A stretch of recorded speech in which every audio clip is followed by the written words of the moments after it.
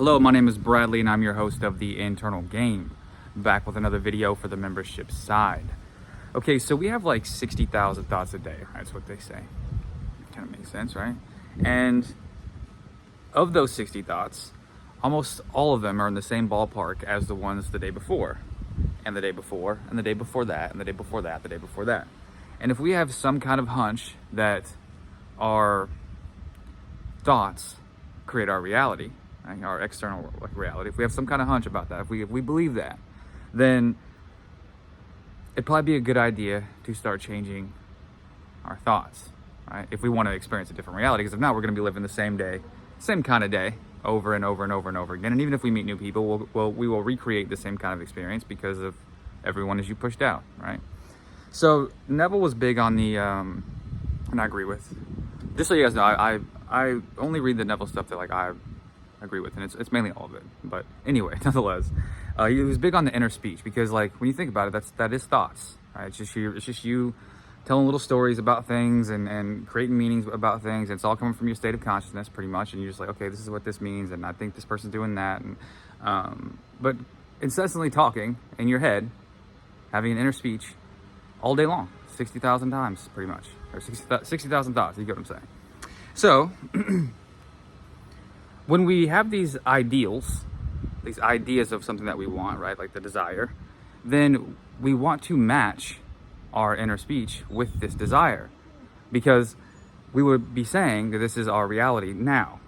And then, of course, the external will take shape to this whole new inner speech. Bailey. Anyway, he says, man attracts what he is. The art of life is to sustain the feeling of the wish fulfilled and let things come to you, not to go after them or think they flee away. Observe your inner talking and remember your aim. Do they match? Does your inner talking match what you would say audibly had you achieved your goal? The individual's inner speech and actions attract the conditions of his life. Through uncritical self-observation of your inner talking, you find where you are in your inner world. And where you are in the inner world is what you are in the outer world. You put on the new man whenever ideals and inner speech match. One more time. You put on the new man whenever ideals and inner speech match. In this way alone can the new man be born. So, I mean, it's all kind of, I guess, little different ways of saying new story is the true story. Tell a new story. Change your thoughts, change your life. Change your inner speech, change your life, kind of stuff like that, right? But when you think about your desire, your person, the money, the job, the career, certain experiences that you want to have, does your inner speech match this desire as if it was already true? Are you telling a story in the now? Are you inwardly speaking in the now as if these things were at play right now? Because the only way you're actually going to see that is if your inner speech matches your ideals, right? So if it's a person, right, how are you having conversations about this person or with this person in the end, right?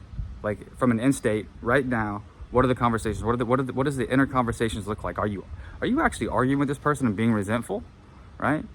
Because like he says, take a close look at your inner speech, because your inner speech is who you are in the outer world. I know one of the biggest things one of the biggest realizations that I came to when I purposely tried to like intentionally, like on intention, like on purpose, try to start becoming my own best friend, was I did not realize the types of things that I was saying about myself in the world.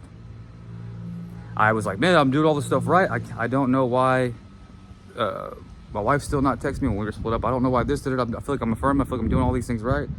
And I wasn't.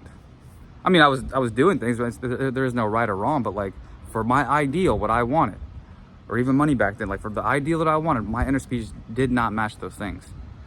So, and I didn't see them. So we want to kind of have an idea of what it is that we want, and like how would you talk? What would you be thinking about these things if they were in your present moment right now? Because really, it is inside first, outside second. That's man's chief delusion, as Neville says, is that there are other forces responsible for his life other than his state of consciousness.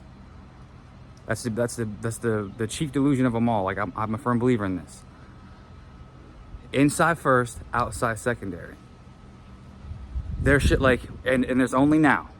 So if we are carrying on conversations internally, which we're doing all day anyway, and then creating little meanings and little stories and just thoughts about everything, then we want to do it from the end, because inside first is the actual reality. The outside, this quote unquote outside, is a reflection of us. What we are doing, how we are speaking internally, is how we are seeing and what is happening on the outside. This is law. So when you're with or if you're wanting your person, right? Is your inner speech matching this? Or are you being really judgmental and resentful and like thinking that they're mean and they're not talking to you? And yeah, just carry on inner conversations like this. Instead of like, man, me and so-and-so had a great day today. It's like, it's the craziest thing ever. Like we every day is just great. Like we went and got some food and we laughed and we joked and then like you talk to them with love and compassion, like in your inner speech. Same thing with money. Like what stories are you telling about money? This is going to help you in tomorrow's video and week 3 of the money consciousness. What stories are you telling about money? Right? So I'm gonna make the video tomorrow. It's pretty much about this, but you get what I'm saying. Like, what stories are you telling? Like, what's your inner speech about money? What's your inner speech about people? What's your inner speech about you? Is the most important. What is your inner speech about you?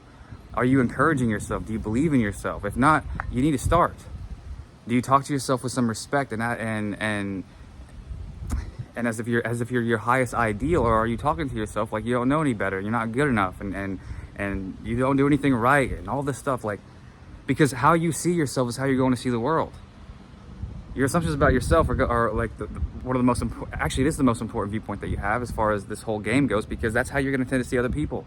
If you don't feel lovable, you're not going to believe in somebody loves you. You're going to create assumptions like this, and everyone as you pushed out, this will be experienced. So like, you want to be speaking internally of your highest ideal. How amazing that you are. How even if you didn't know how to do something, it's only because you never tried. Or just haven't put the time in yet. But of course I could do it. I can do anything I want. I can do anything. I'm God. I'm amazing. Like, I mean, like, do you talk to yourself like this? Do you have inner conversations about how amazing that you are? Because again, don't let the word inner conversation throw you off. It's still just thoughts. It's still inner speech. It just is what it is. But like, it's still just stuff that you're doing internally. Inside first, outside second. Does your inside match what you want outside? Simplified enough. Because if you get the inside right, if you get the inner speech right, then as far as what it is that your ideal is, what it is your desire is, whatever you want to experience, what it is that you want, if you get the inner speech right, calling it like it is, like something that you're wanting to experience, calling it like it is in the now, right now, inside, because what's the real reality, people? Inside. So all you're doing is starting to have different inner conversations, different inner meanings, different thoughts, basically. And of course, I always have to throw this in here, that you don't have to believe everything that you think. It's more so about what you entertain, not the thoughts that you get. So you don't want to entertain the ones that like go against your desire. You don't want to entertain the ones that go against you. And the less you entertain them, the faster they stop coming like that. And you can actually start being this new man with this new inner speech that you have going on internally. Can you spend a day of talking about things as you wish them to be, as if they're happening right now, instead of like maybe how you're seeing them? Because even when we're seeing stuff, it's still just perception. And that's coming from the state of being. Like if you're in a solid state, you're gonna see things like, oh, okay, like that's cool. Or have different meanings to things. If you're in a fearful one, you're going to be scared of everything. You're going to assign little fearful meanings. So ideally, we want to be in a more stable state, and you do that by not believing every thought that you get, the ones that go against you and the ones that go against your desires. You don't have to believe those. You say, oh, that's just a thought. And then you carry on your inner conversation about how you want things to be as if they're happening right now. Throughout your day. Like, yeah, can you Can you say, oh, this is actually pissing me off? Yeah, for sure. But like, how long do you want to keep experiencing the same stuff that's making you mad or sad or all these things, right? That you're giving this power to by believing in a thought and saying, oh, now this sucks. Now I suck. Like, how long do you want to continue doing that?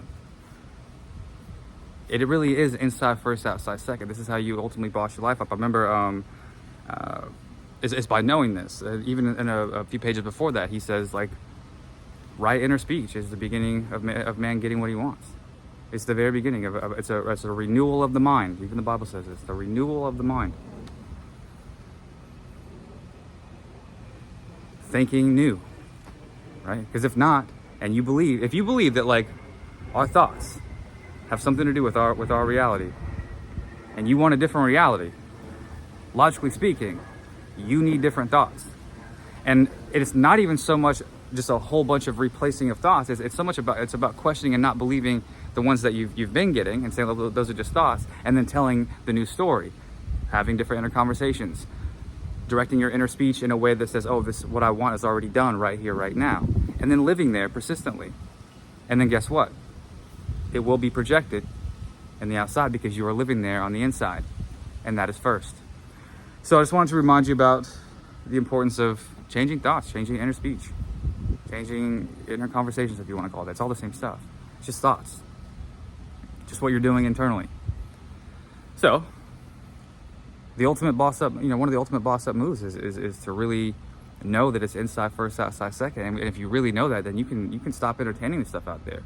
You can just, okay, this is I'm just gonna go within and live here, and then when it's projected, actually you're living internally for the rest of your life, whether you're aware of it or not. Like, whatever you're doing with inside is going to be reflected outside. Like, that's happening no matter what. But like, you want to have a good hold on this and be able to direct your life by knowing this, and direct your life in your favor by actually applying inside first, outside second, and worrying more about what's going on inside than you do outside. Having inner conversations that are in your favor, having inner speech in your favor, you get it. But yeah, just wanted to remind you that a lot of times it seems like, I know I was there, a lot of times it seems like, man, I'm doing this stuff and it's not working. But like, if you really get a good look at how you're judging things and the arguments that you're having in your head, and like I was doing, the resentments, the anger that I actually was, how I actually was thinking about things, and then I just affirmed for a little while, like, why is it not showing up? Like what I actually was doing was living in turmoil inside, and then that was reflected. So, and then when things weren't happening for me, because I was like, oh, I did the affirmations, then that was just another thing I could resent and tell myself that I sucked at. But if I was honest with myself, I actually took a look, like you said, at what I actually was talking about inside, it did not match what I said that I wanted. So that's all I got. Love you guys, and I'll see you tomorrow for the week 3 of the Money Consciousness video, and then we got our back-to-back one-on-ones on Saturday and Sunday.